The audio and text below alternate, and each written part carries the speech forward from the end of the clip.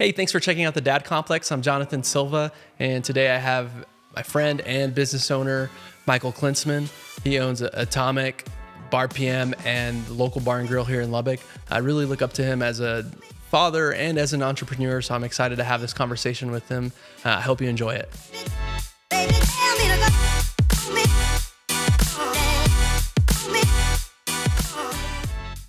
Michael, welcome. Howdy, sir. Welcome to the Dad Complex. I like it.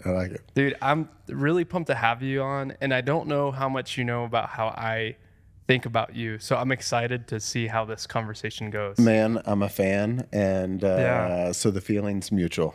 Dope. So I think something to point out beyond, well, okay, let me start with this.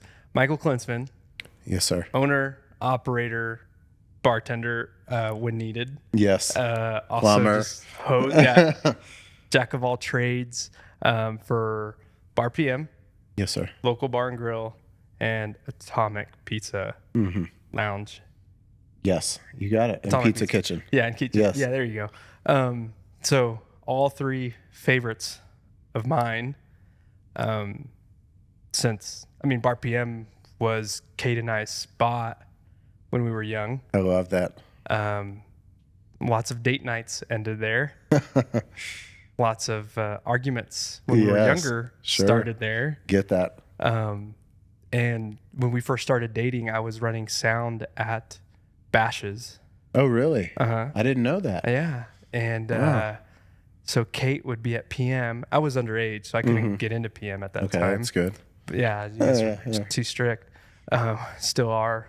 But Kate would come over to Bashes and see me for a minute in between bands and then go walk back to PM. I had no idea. Yeah. Wow. We sent each other pictures like, hey, what are you doing? How's it going over there? Yeah. Man, how's it over there? Yeah. Well, appreciate your patronage. And you guys have just been great to us with social media presence and marketing and all the stuff. If you looked at our Facebook or Instagram before you guys got involved, it's embarrassing.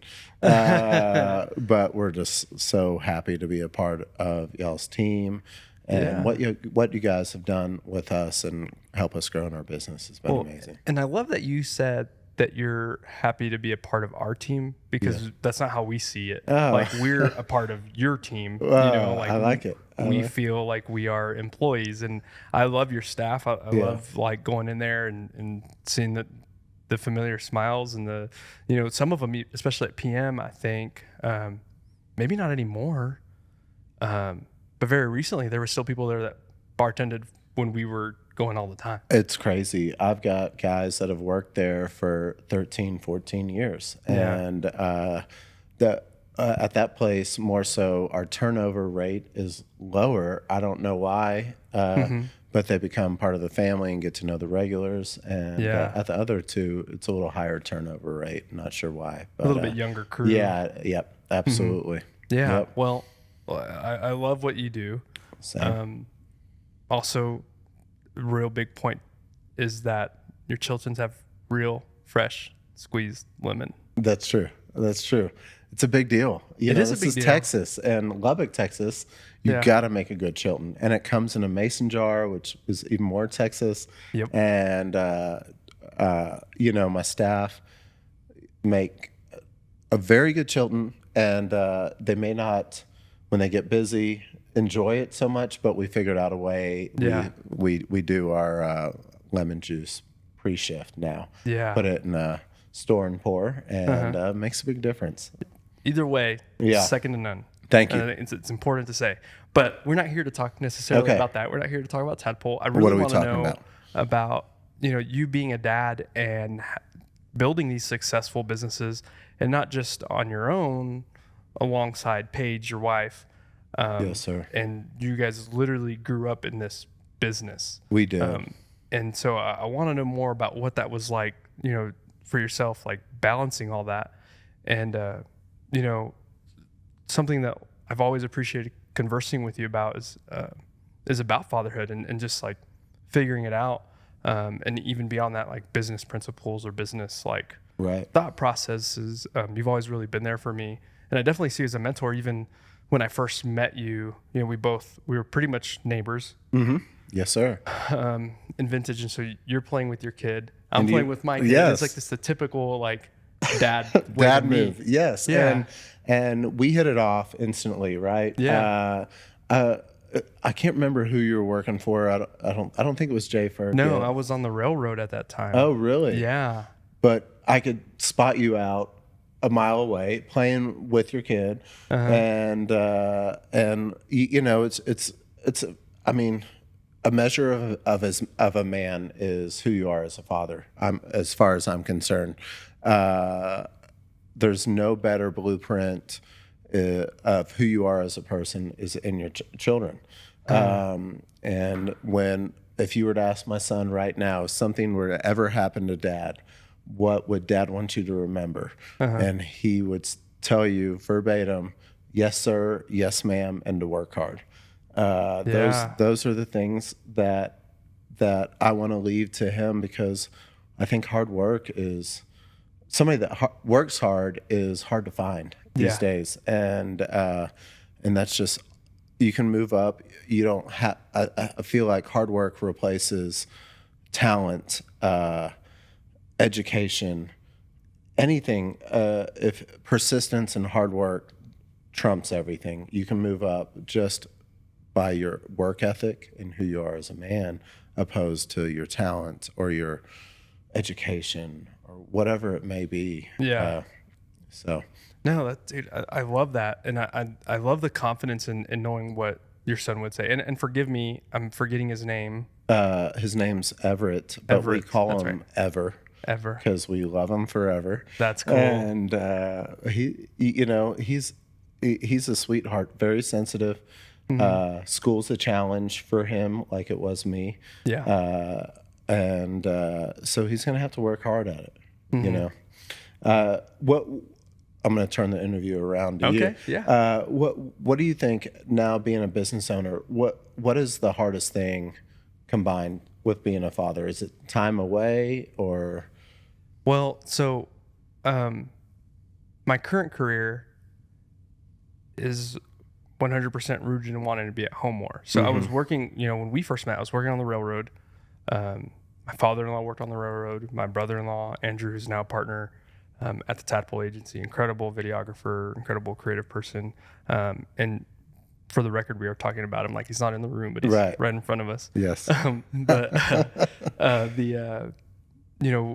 We were busting our tails and making good money and good insurance. And for being, 21 to 25, sure. I mean, 6 figures, never had to worry about insurance. Right.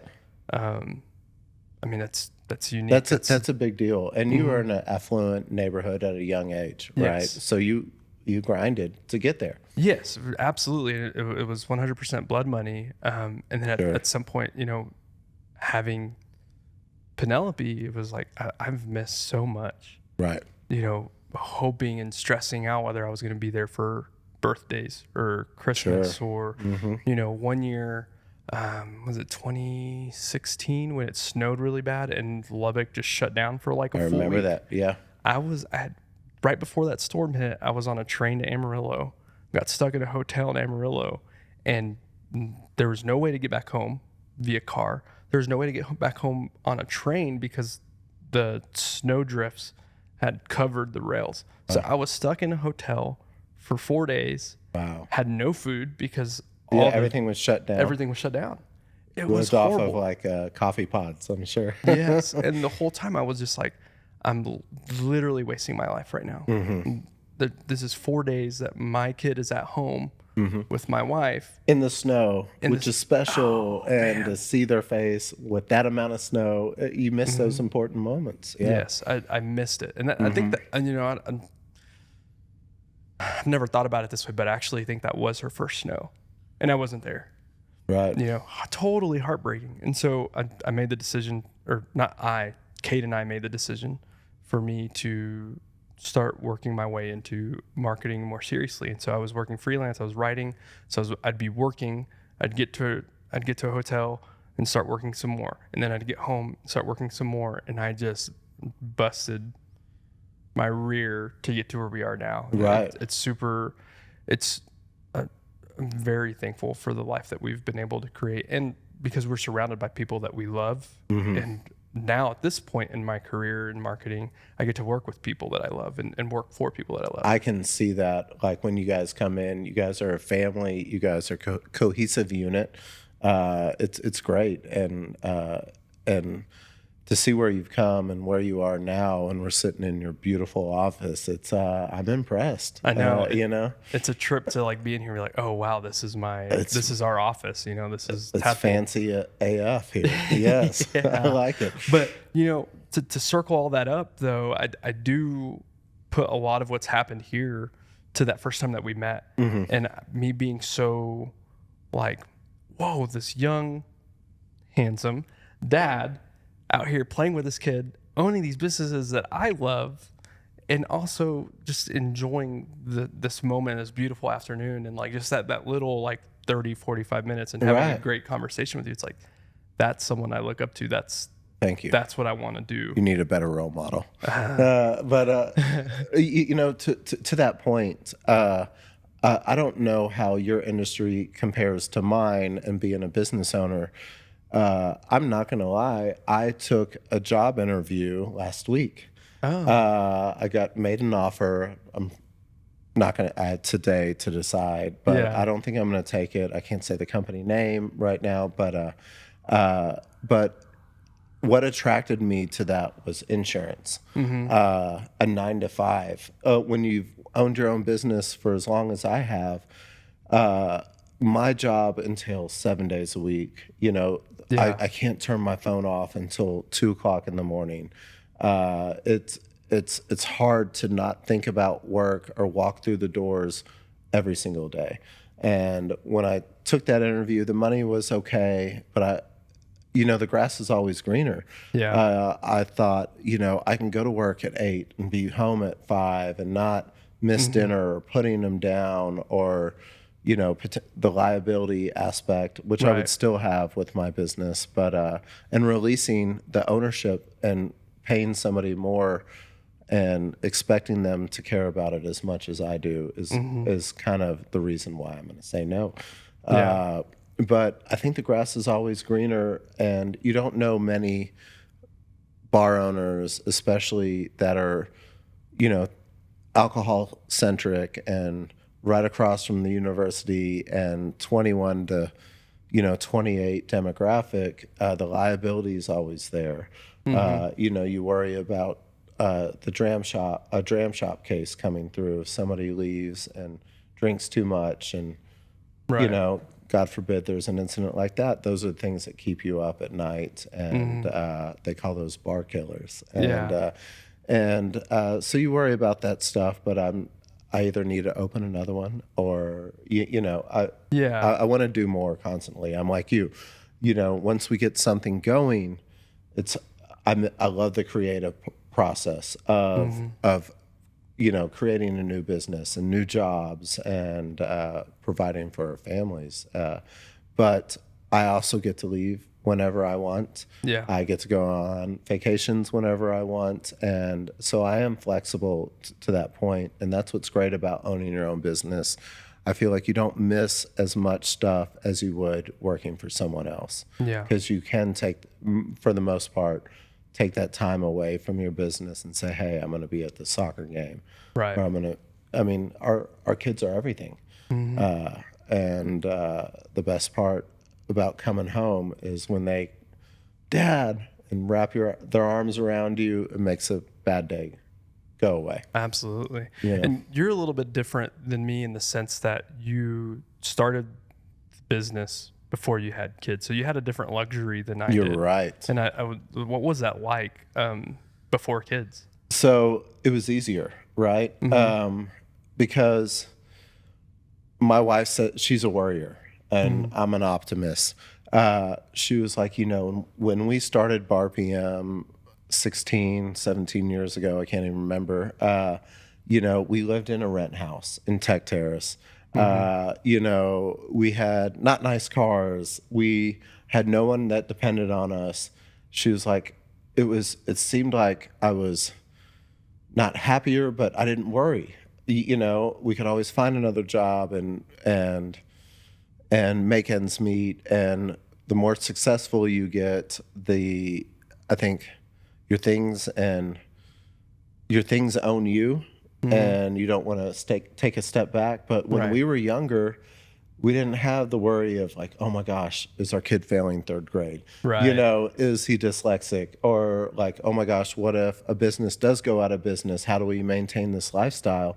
And we were also able to work 6 nights a week, open 6 days a week, you know, and be there constantly. No risk. No risk. And we had a better handle on it, and we weren't itching to get home. But also the way I ran my business at 25, 26, I'm surprised I'm still here. I've learned a lot, and but it was easier, and we weren't even married when we opened Bar PM, and Bar PM stands for Paige and Michael, which a lot of people don't know about.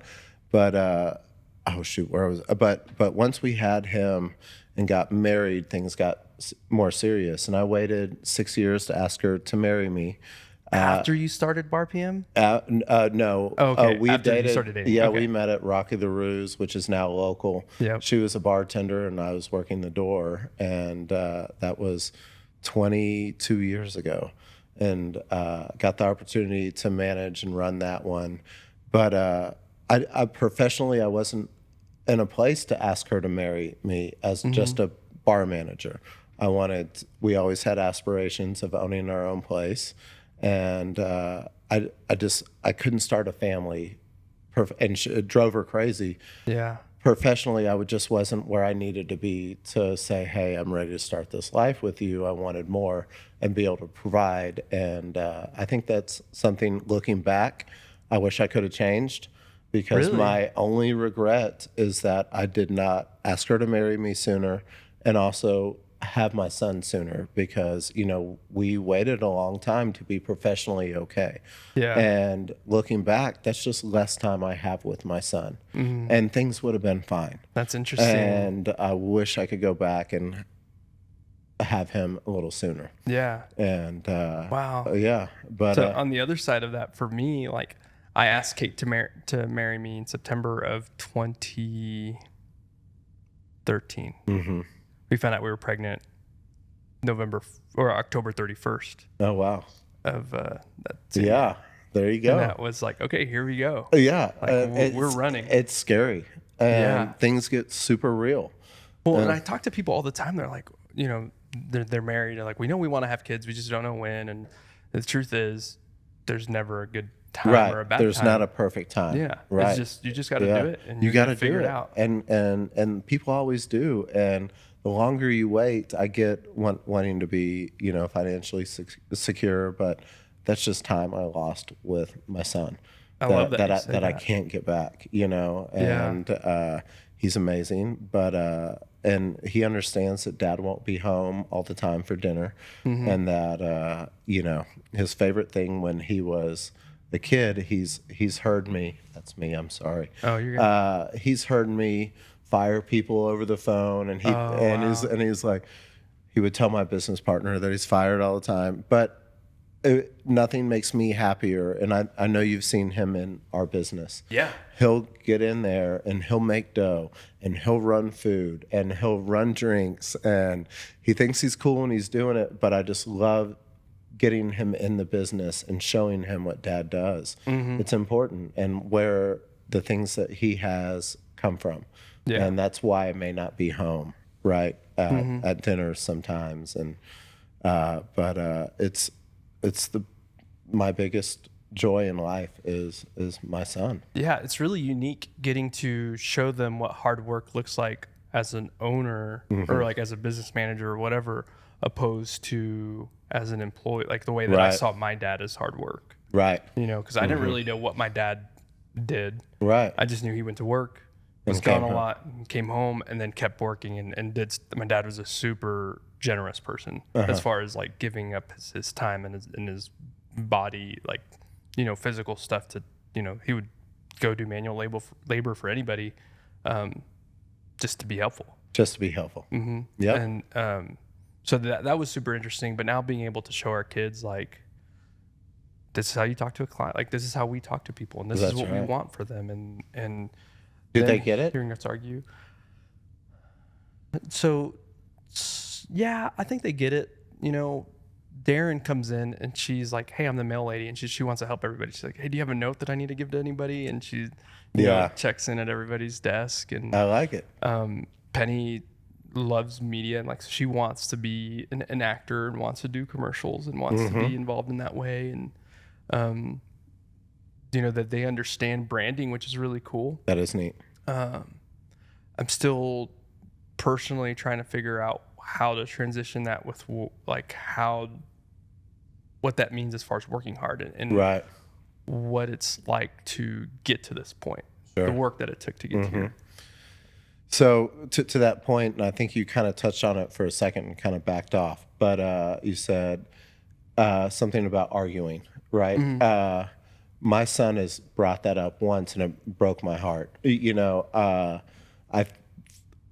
I would say 90% of my wife and I's arguments come from work, because I think it's very hard to work with your significant other. Yes. And because you both have very strong opinions about the business, and he's heard us argue about work, and he's made a comment before, and so we try not to do it anymore. Because I don't want him to see that, and also it's, you know, not appropriate, but we're both passionate about our businesses, and it's hard for her because she's taken a step back since she's had our son. And you know, I always seem to think I'm right, which is usually the case. but and so it's hard for her voice to be heard because she works only 1 to 2 days a week, and but she still has an opinion, and they may not always line up, but what we always come back to is that we want the best for our business, and that's okay. We're not always going to agree. We rarely do. She goes, "I don't get why most men don't have as many opinions as you do. You have way too many." And at least aesthetically, and when it comes to design and things like that. And she's great, and she's always been supportive, but I hate him seeing us argue about the business. I know, but you know, on the other side of that, like I never saw my parents argue. Right. Ever. Really? And they're divorced now. Oh, no way. Yeah. Wow. Divorced whenever we all left the house. Wow. So they held on until you guys see. I respect that, right? Yeah. But I respect that in a sense too, but knowing that like they were probably unhappy for however amount of time sucks to think about. Yeah. I see that a lot, and we would take bullets. We'd step in front of a bullet for our children. So if it's better for us to be together, or a couple to be together until they get out of the house, like, you weigh it. What is, if you never saw them argue, then you didn't know. But if it's a toxic home relationship, then I think that, but you want the best for your parents. Yeah, I do. Yeah. And I'm happy for whatever, you know, that they made the decision, and it was really hard. And, you know, we don't really seriously talk about it. Kate and I don't, like, as far as if we were divorced, this is what we would do, because we don't necessarily plan for that, right? Right. No, you don't. Like, there's no hypothetical for that. But I know for me, like, it hit me really hard in the sense of like, oh, I thought that what they had was love, and I thought that was like a working relationship. Yeah. And it wasn't. Are your kids old enough to know? Do they have friends that are divorced? No, not that they like outwardly mention it. No, they don't, but they know that my parents are. Okay. So that's an interesting dynamic, but they don't. I don't know. It doesn't. They haven't put it together. Yeah, right. They didn't really know enough before the divorce to know what it was like. You know, the difference. Yeah, it just is what it is. So I don't have a lot of insight into that. Sure, and. I guess my son had a best friend that lived next door, and they got divorced, and it was messy, and they had to move, and so he realizes it. And like, if my wife and I have a very a very banter relationship. Yeah. And so even though we're joking, he's like, why are y'all arguing? I'm like, we're not. It's just how we talk. Yeah. And my wife's very loud. And we're like, we're just joking around and talking. And he's like, okay, I just don't want y'all to get a divorce. Yeah. And so. Such a big word for how old is he again? He's 9. He's 9. Yeah. You know what's funny is so Penny struggles with ADHD and dyslexia, and really she has to work harder at school, kind of like Everett does. But something that she's always excelled at was vocabulary. And every single test she's ever said, man, she is an incredible vocabulary, way ahead of everybody else. And I credit that to because for one, Kate's really smart. She makes my vocabulary There you go. is better because of her too. But we talk to our kids like as adults. Yeah, there's nothing hidden. Nothing. Same. I think that's super important. Like to be honest with them and let them know. And I've been a huge proponent of talking to your kids like they're adults. Yeah. And letting them know why certain things happen, and that's super important. Kudos. I'm glad we both have smart wives. Dude, I don't know what I would do. I'd probably say a lot more stupider shit. I agree. Stupider shit. Yes, I like it. But yeah, it's interesting being a father and a business owner. My father was a business owner. He was an advertising photographer and moved to Dallas in the 80s, and he had American Airlines, Pepsi, Foot Locker, all these huge accounts, and he was never home. Yeah. But I love him and I respect what he did for our family.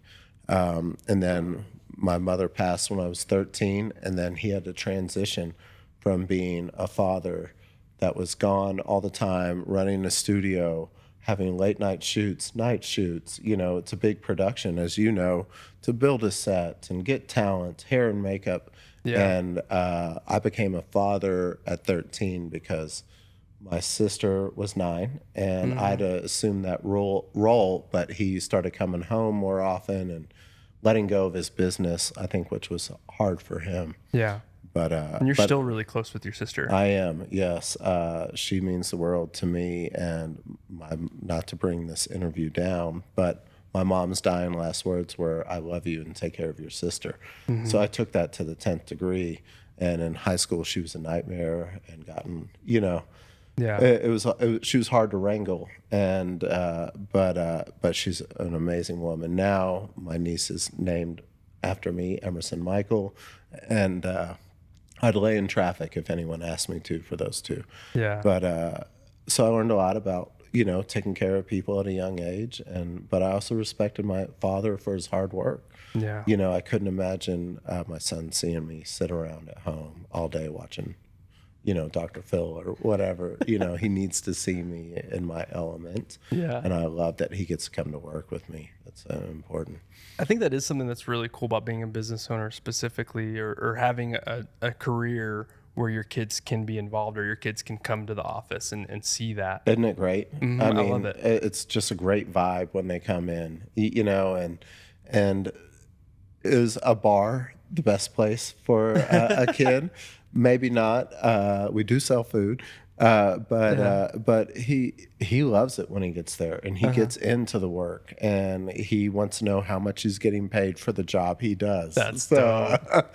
But he also doesn't realize that 2 hours worth of stocking product or taking a couple pizzas out to a table isn't $100. Right. He needs. We have to check him on the value of $1 too.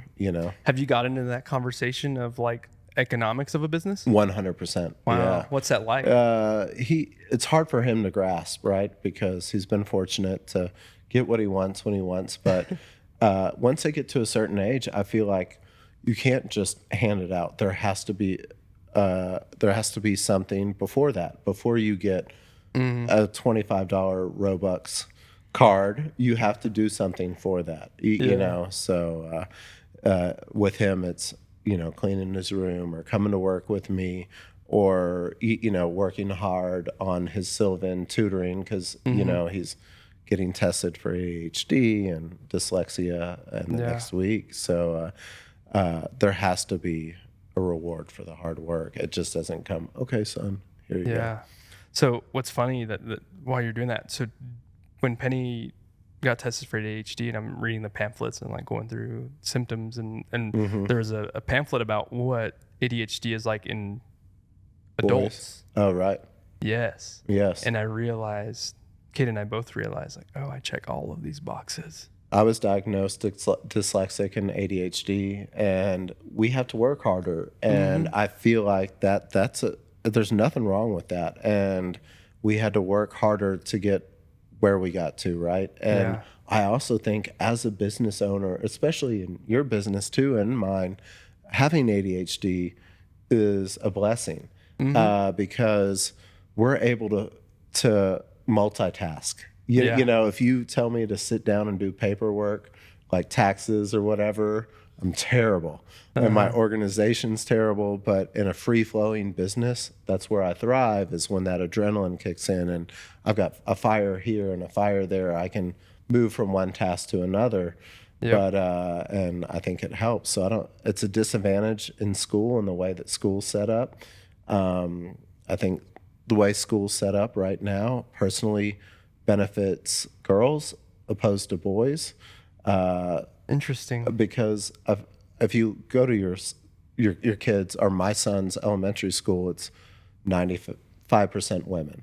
Oh, right? I see what you're saying. Okay, so the teachers are women, and also I feel like at a younger age, little girls are able to focus and sit in their seat longer than a 9-year-old little boy who can't even. Like, dude, I have never thought about that. You know, and if you look at trends in college, it was male heavy just because men had more opportunity. And now it's more women are enrolling in the universities, and it's just I feel like it's geared more towards women now. Personally, interesting. I could be completely wrong. Well, and so to make a point about women and mothers and they're incredible. Like Kate is just phenomenal. No matter how much I would like to argue that I can do X, Y, Z just as good as her. There's a lot of stuff that I can't do it. Right. I'm not that I don't try, or not that I'm just not as good. 100%. Okay. She's phenomenal. Yes. Our house would not operate. That being said, though, there's a lot of things too that I do, and a lot of things that I do as a man in my house with girls of being a good example. And I know that's the same for your son, that you know, having a male figure is good. It's super important, right? And the success rate of children that have that male role model, you know, it's exponentially better. And it's something I battle with my niece, going back to that. Her father's never been present. And even though he's a celebrity chef in Dallas and takes in underprivileged youth in his restaurant, and part of their probation is that they work for him, he's never been involved in his own kid's life because there's no accolades. And I'm probably airing too much dirty laundry, but it's infuriating as a father to watch him not be a part of her life, because she's beautiful, and I feel it's very important. And to see what a good father looks like, and to have that instilled into our children, especially having girls, to know hey, my dad was a good guy. So when I get married, I want somebody that's as good, if not better, than my dad. You know, it's always in our heads. And even if I fall short, Kate reminds me. Like, if I start feeling lazy about something, Kate's like, "Hey, is that what you would want their husband or boyfriend or whatever? Is that what you want them to expect?" Yes. Like, see, Kate is, I think, personality-wise, she's very alpha and she's a strong woman, right? And which is also great for your daughters. But I'm sure you get reminded of what you should be doing on a regular basis, like I do. Yes, and we need it. Like, truthfully, I think every man needs that person in their life. I agree. Whether that's your wife or a friend that can call you on 100%. BS. 100%. Yeah. Do you find, I see a lot of friends of mine that have, strong women in their life. But what I like about my wife, she's strong, but she also lets me be a man and lets me be me. If I want to go golf, I don't have to ask, right? I work hard enough. I didn't get to this point in my life to have another mother. I need a partner, right? I don't need somebody telling me what to do all the time, even though she likes to. But when it comes to important stuff to me, she lets me be me and have freedom and not keep a chain on. I feel like that's important in a relationship. Yeah, Kate and I have a really weird relationship from a traditional relationship because we were really young parents. Right. So I didn't have time to I found myself as an individual within my marriage and within being a dad. Sure. I didn't but before we met, or before Kate and I started dating, actually we had already met. I used to travel with bands and did music, and I traveled the country 2-3 times. Absolutely loved it, and that's what I was going to do. But before her and I started dating, my plan was to move in with some friends in LA and live in a garage and then tour as much as I could. She saved you. She saved me. Yes, I made zero money, but. So I, the second that we had kids, or the second that I had started working on the railroad, music was not an option anymore. Right. There was no development of that. So everything, my hobby, my focus has been on building a better future for my kids. Right. Yes. Absolutely. And then outside of that is just kid stuff. Right. So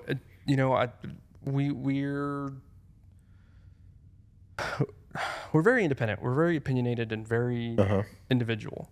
I love that. But we do a lot together. You do. The live-work relationship. I think the success rate of staying married and when you guys are co-parenting and co-ownership in a business is so hard. You don't have any free time, and Kate and Paige, we love you.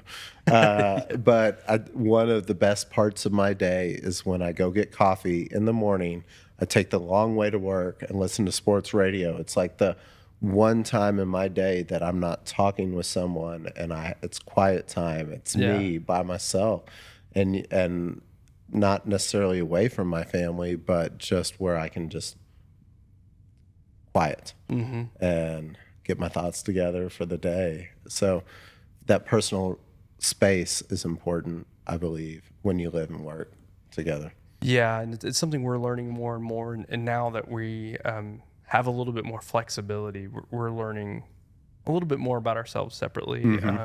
And definitely something we honestly need to work on more. Right. And dive into more as far as personal space. I'm available for happy hour any day of the week.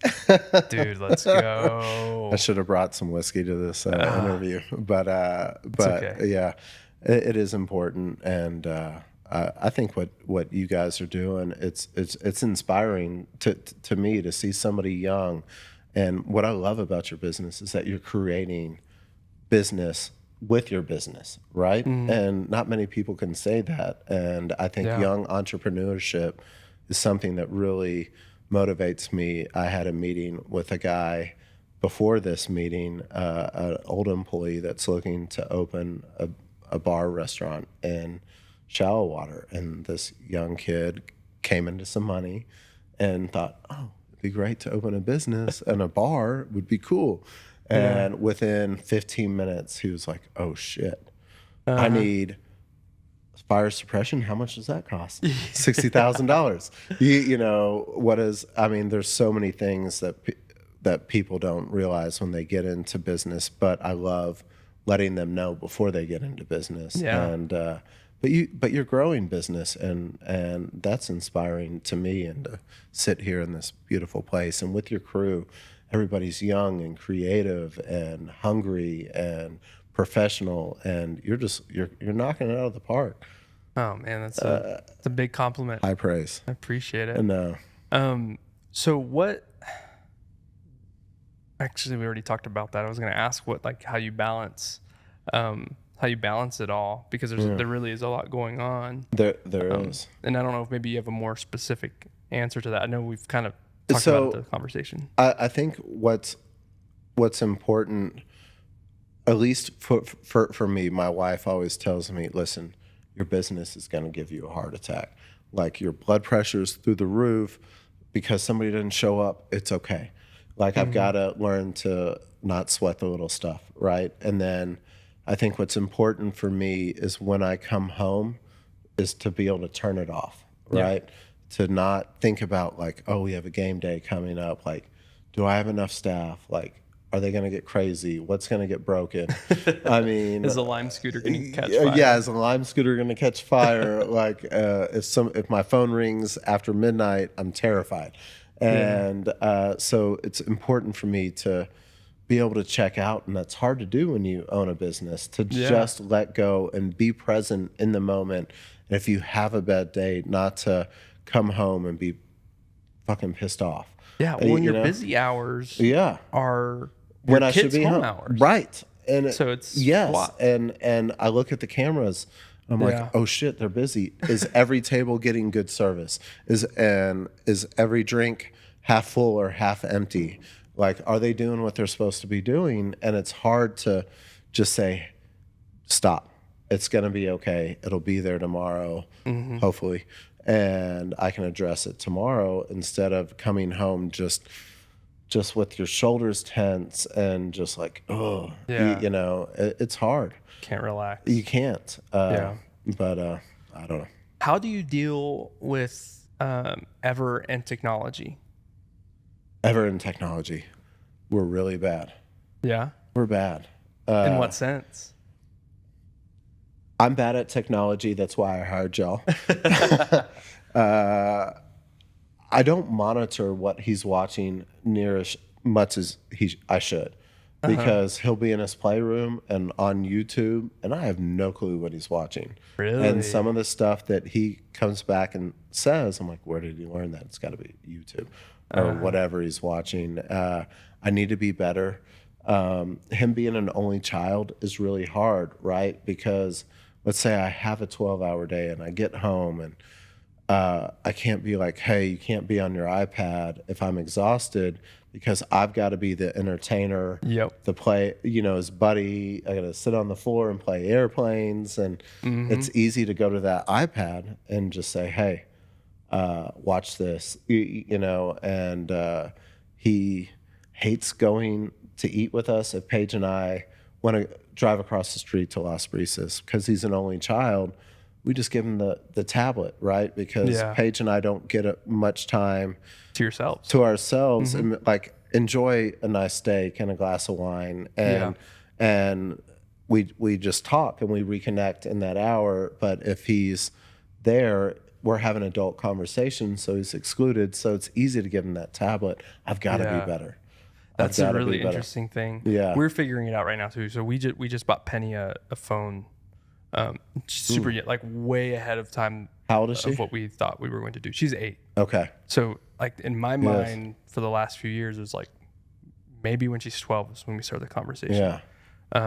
But we both girls play soccer. Okay. So we're really close with their soccer team. I coach. I didn't enjoy coaching. I love it. Oh, so you're that guy. Dumb. Yes. Yeah. No, good for you. I should actually. I say I love it. I mean, I enjoyed it a little bit less the second time around. But a lot of those kids are like, I talk to the parents and they're like, well, I don't think that we would do this again if you didn't coach. Right. And so now it's like, oh, crap. They lock you in. Yeah. Yes. They got me. Yeah. And I think they did it on purpose. Like, of they course probably they all did. joined in and were like, we got to tell them to We stay. can't tell. But anyways, we're all close. So we went to a Texas Tech ladies soccer game. To watch them so they can visualize like, oh, that's the way we're supposed to look when we play. Like that's the way. Not the beehive. Yes, not the beehive. Yeah. And so, but they all had phones, everybody, and they were like, whoa, well, it's awesome because we can track them and we know what they're watching. And now instead of giving them a tablet or something else, we can control the content that they can see. And so it made a lot of sense to us, and we felt bad that she was the one that didn't have it, you know. Yeah. That hive mind once again in soccer. That's right. Gets to us. Gotcha. But it's been pretty cool so far, and I'm honestly surprised at how much she doesn't use it. Oh, really? But that's our younger daughter. And I know, like Darren, if we give her a phone, we'd have to have some implement the rules. Yeah, it's tough because anything can pop up, right? And it's hard. But I guess living in our neighborhood where you lived before, that's why we moved there, because our door opens all day long and it's old school. And we're like, hey, he goes out on his bike, and we're like, when the lights come on in the neighborhood, you have to come home. And he could be gone for 6 hours. I have no clue where he is in the neighborhood. That's crazy. And my sister, who has a 7-year-old, and we'll FaceTime, and she's like, "Where's Ever?" I'm like, "I don't know." And she's like, "What do you mean you don't know?" How do you do that? It's good to let him go out and be free, but I've got to get better with the technology. To be fair, you also have a lot of nosy neighbors. Oh yeah, if they saw something weird, it'd be on the Facebook. Listen, I've got a funny story. I'll interrupt. It was hard. He got grounded for this, and he's such a good kid. He never really gets grounded. But he got grounded because he ended up on the neighborhood Facebook page. And you know how crazy it can be out there. The wall of shame. And we saw a message, and it was like, hey, there's 2 boys on 118th Street mooning cars. They're about 7 years old, 7 to 8 years old. And I was like, oh no, please don't be my son, because his buddy lives right down the street. They're the same age, and they're always together. We call them frickin' frack. I'm like, please don't be Ever. And I walk out the front door, and I see them walking down the street just dying laughing. And I was like, boys, were y'all pulling your pants down? And the lady was like, I wanted to take a picture, but that'd be inappropriate. But they got their heinies showing on the corner of the street. And I go, boys, come here. Were y'all pulling your pants down? And they first looked at me, and I could complete lied to me. They're like, no, it wasn't me. I go, well, you boys were on the neighborhood Facebook page, and was it you? I'm going to ask you one more time. They're like, yes. And so he got in trouble for lying and pulling his pants down. It's honest fun, but, there's got to be some. Yeah. But he ended up on the neighborhood page. Yeah. Damn. Yeah. That's kind of cool, though. Yeah, right. Right. Remember that one time? Funny. Yeah. He still he thinks it's cool now. But, when I took him to the first Tech game, and, I'm the Disney dad. My wife is the enforcer. And she hates that because I always say yes and she says no. But we went out to the Tech home game, and he likes being with the adults and like being with the boys. And he does the thing where he does paper, rock, scissors. But when he gets to the shoot part, he does the middle finger. And he can only do that when he's with Dad and my buddies. So he always wants to play. So I let him have a little bit of leeway, and he loves it, and he knows when it's appropriate to be a kid, and he can let loose a little bit when he's with Dad and his buddies when his dad's had a couple beers. Ah, dude, that's cool. I love that. Yeah. One question, and maybe this is a little deep, maybe not, but learning more about your parents. How do you think that affected your parenting? Your mother passing away at 13. It just made me realize how important family is, and you do what you got to do to make sure everyone's okay. And it was a hard time, and she was broken because it was always my dad and I camping, and they go to a fancy hotel. When she lost that, I wanted to fill that void in any way I could, and just nurture her and just make sure the family's okay. Yeah. And that's what we do as parents. Are there things that Ever gets to do, or that he'll get to do or get to experience with Paige that you wish you had experienced, or like something you're looking forward to as he gets older? Oh gosh. We're just like, what question? Like, so like what he gets to do with her that I've missed out on? Yeah, I think so. Like the pickups from school and to hear about his day, because he doesn't have the tablet and you hear everything. Yeah. And it's so funny and so cool. And like to hear his unabashed like train of thought when he gets out of class is just awesome. It's a short drive, but he's got a lot to say. Yeah. You know, and I miss that. And but we're great at co-parenting, and she fills in where I can't. But it's just that window, you know, from home from school to when I get home that I wish I had. And I'm better at it than I used to be, and relinquishing some of my responsibility to David. And so I'm home more than I have been in the last year or so. Even during COVID, I would freak out and have to go to work because my businesses were flailing, and I was always up there fixing chairs or painting or whatever. Yeah. But dude, well, seriously, I can't thank you enough for spending some time with me. I love it. I love it. Are you kidding? I'm a big fan, and I can't wait to hear your podcast, and because you're awesome, and I love to hear what you have to say on a regular basis. Oh, it's solid. It's all thanks to people like you guys. So yeah, man. Well, thank you so much. I do want to point out that to our listeners and viewers, whatever, we had some coffee and a sweet shirt provided by Monomyth Coffee here in Lubbock. Love that place, dude. It's so it's cool. Killer. It's like my stop every morning. I know. The owners are great. The coffee's amazing. It's a cool spot. Yes. It's been really cool. I'm really jealous of the building. Yes, me too. I wish I could have. Little craftsmen. Oh, yes. dude, it's so cool. They're great. But anyways, they're phenomenal. You can find them online. They have, like I said, provided us with coffee to stay energetic. I'll see you tomorrow for coffee. Yeah, let's do it. All right, cool. Well, thank you. We'll see you soon. See you soon, my friend. All right.